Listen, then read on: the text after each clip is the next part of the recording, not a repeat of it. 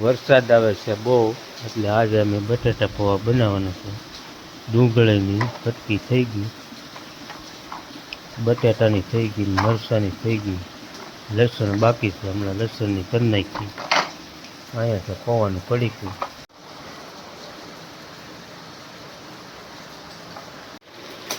ખકેરી નથી. હાલો પલાળવા જવાના છે.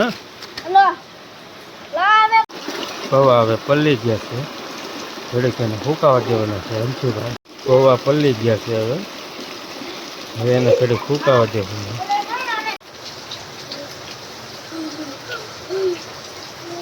તેલ નાખી છે. હવે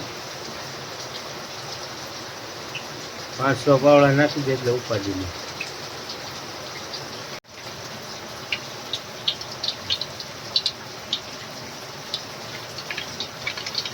નાખી દીધું રાય નાખી, જીરું નાખી દીધું, વઘાણી નાખી દીધી, લસણ તું બોલતું. પછી નહીં મરચા,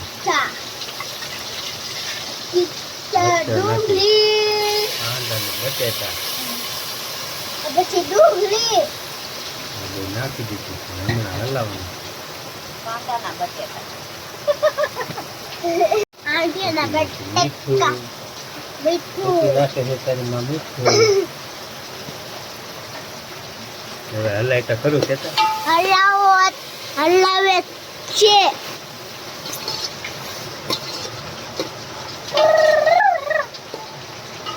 પપ્પા બટાકા પૌવા ખાઈ ગઈ.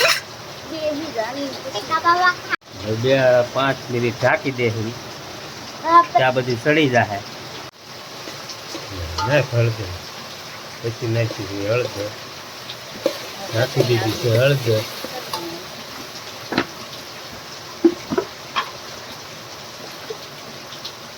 પછી નાખી દીધી ચટણી, ફૂલ તીખી ચટણી નાખું છું. પછી એને હલાવી નાખશું.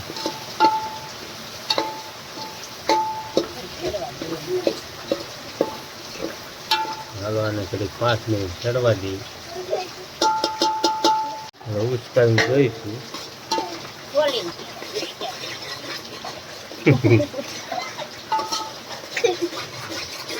હવે થોડુંક ચડી ગયું છે, થોડુંક બાકી છે. ઢાંકી દઈ 5 મિનિટ. ઊભી રહી ચડી ગયા છે. હવે પૌવા નાખવા નાખી છે. હવે તો પૌવા નાખવા મળ્યા છે.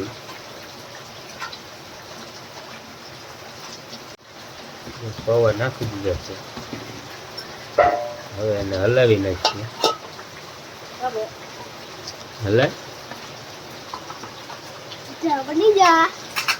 બટેટા પૌવા બની ગયા છે.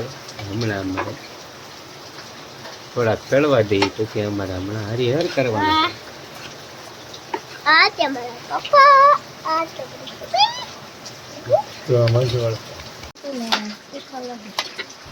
કેવા લાગ્યા અમારા બટાટા પૌવા કોમેન્ટમાં લખી નાખજો. હાલો બની ગયા છે. અમે જઈએ છીએ જમવા. તો જમવા બેસવાની છે તૈયારી. હાલો અમે જમી લઈ. તમારે બટાકા પૌવા ખાવા હોય તો આવી જાઓ. ચેનલને સબસ્ક્રાઈબ લાઈક કરી નાખજો. તો હાલો અમે જમી લઈ. અંશુભાઈ લઈ લી. મારા અંશુભાઈ બેસી છે.